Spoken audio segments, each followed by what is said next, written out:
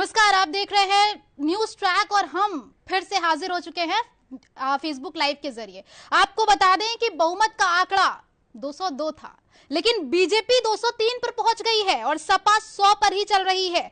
और बीएसपी की अगर बात करें तो 5 पर है, कांग्रेस 4 पर है और अगर अन्य की बात करें तो अभी तक 0 पर है। श्वेता, क्या कहना चाहेंगे कि बड़ी खबर, बहुत बड़ी खबर है ये। बीजेपी के खेमे में लग रहा है कि पूरी तरीके से जश्न का माहौल शुरू हो गया है। ये आंकड़े जैसा कि बता रहे 203 की क्या कहते हैं आंकड़ा छू लिया है बीजेपी ने। ये बहुत ही बड़ी खबर है अपने आप में। श्वेता, जिस तरीके से पिछली बार बताया जा रहा था कि सूत्रों के हवाले से एक खबर आ रही थी कि इस बार शायद पूर्ण बहुमत से सरकार ना बना पाए बीजेपी, हाँ। लेकिन इस बार तो साफ दिख रहा है कि इस बार भी लग रहा है पूर्ण बहुमत से बना लेगी बीजेपी सरकार। बिल्कुल, और जो दावे थे उनके उसमें कहीं ना कहीं सच्चाई अब दिखती आ रही है कि लोगों का दावा था कि शायद पूरी तरीके से बीजेपी अपने बलबूते पे सरकार नहीं बना पाएगी, हो सकता है जोड़ तोड़ की सरकार बने, बिल्कुल बीएसपी के पास जाना पड़े, अदर्स के पास जाना पड़े, लेकिन ये आंकड़े तो कुछ और ही बता रहे हैं। श्वेता, इस पर क्या कहना चाहेंगे कि क्योंकि प्रियंका गांधी का ये नारा था लड़की हूं लड़ सकती हूं, लेकिन यहां तो कुछ और ही दिख रहा है। महिलाएं भी कहीं ना कहीं बीजेपी को ही सपोर्ट कर रही हैं। बिल्कुल सही कहा श्रुति आपने, और ये सूत्रों के हवाले से भी खबर है कि बहुत ज्यादा संख्या में महिलाओं ने इस बार जो है वो बीजेपी को वोट दिया है।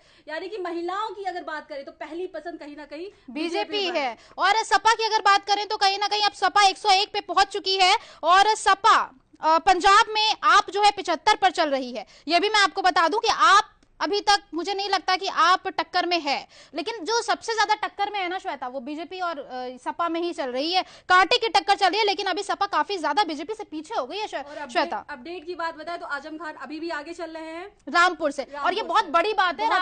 बहुत बड़ी बात है क्योंकि जिस तरीके से देखा जाए सबने राजनीतिक दलों ने कितनी मेहनत की, चुनाव के लिए जी जान से जुटे रहे, लगातार ये क्या नाम है प्रचार प्रसार में लगे रहे, लेकिन रामपुर में आजम खान का प्रचार बिल्कुल नहीं हो पाया था। रायबरेली की बात करते तो 6 सीटों में से 1 सीट पे बीजेपी आगे चल रही है। बिल्कुल, यूपी के शुरुआती रुझानों में भाजपा को बहुमत मिल गया है।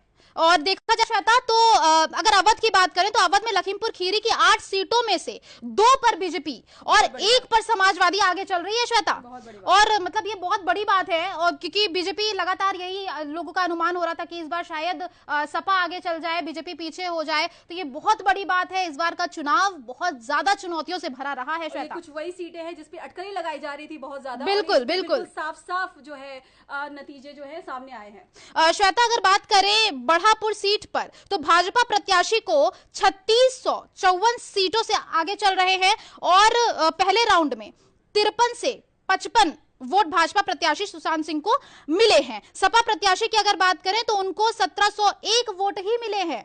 ठीक है, तो कहीं ना कहीं हर जगह से अगर देखा जाए रामपुर को छोड़कर तो क्योंकि रामपुर पर मुझे लगता है रामपुर के दिलों में कहीं ना कहीं आजम खान कहीं ना कहीं वास कर रहे हैं। तो कहीं ना कहीं श्वेता ये बहुत चौंकाने वाले रुझान है। बिल्कुल कानपुर की बात करती तो 10 सीटों में से 4 पर बीजेपी और 6 पर समाजवादी पार्टी है। और पश्चिमी यूपी में मेरठ की 7 में से 5 सीटों पर बीजेपी आगे चल रही है। बता दें रामपुर की 5 सीटों में से 1 पर समाजवादी आगे चल रही है। मुजफ्फरनगर की बात करें तो 6 सीटों में से बीजेपी और सपा दोनों 2-2 सीटों पे आगे चल रही है। बरेली की अगर बात करें तो 9 सीटों में से 6 पर बीजेपी और 3 पर सपा आगे है। लखीमपुर खीरी से बीजेपी आगे चल रही है। अब अगर श्वेता बात करें लखीमपुर खीरी की तो जो अभी किसानों वाला जो कांड हुआ था, किसानों पर गाड़ी चढ़ा दी गई थी, तो इससे कहीं ना कहीं ऐसा दिख रहा था कि किसान काफी ज्यादा नाराज है बीजेपी से और टेहनी को टिकट भी मिल गया। तो कहीं ना कहीं जो ये गुस्सा था, जो नाराजगी थी,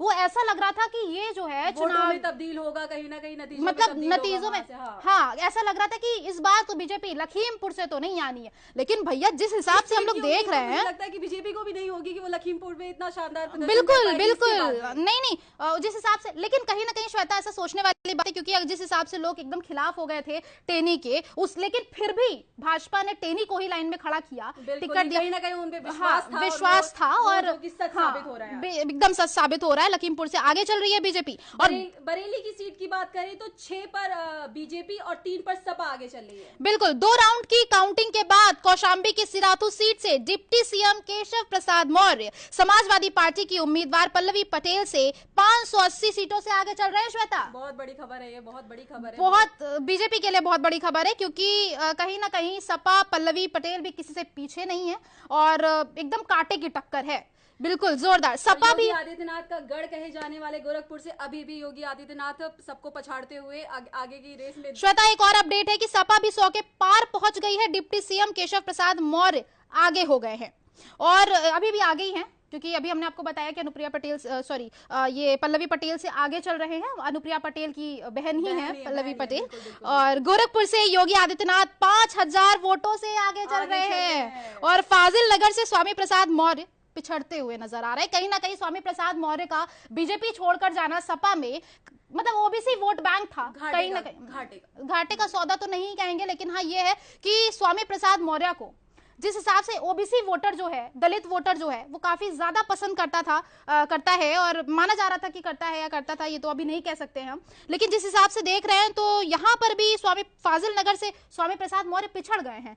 तो अब जिस हिसाब से हम लोग ने पहला रुझान देखा था, उसका जो फिगर हम लोग देख रहे थे, उसमें श्वेता मुझे तो ऐसा लग रहा था कि कहीं ना कहीं सपा आगे बढ़ रही है, लेकिन अब के जो रुझान देख रहे हैं ना श्वेता, इसमें तो ऐसा लग रहा है कि बिल्कुल बीजेपी आगे चल रही है। अरे श्वेता, इस वक्त का बड़ा खबर हम आपको बता दें, अपडेट बता दें कि 205 पर बीजेपी पहुंच गई है और सपा 103 पर है।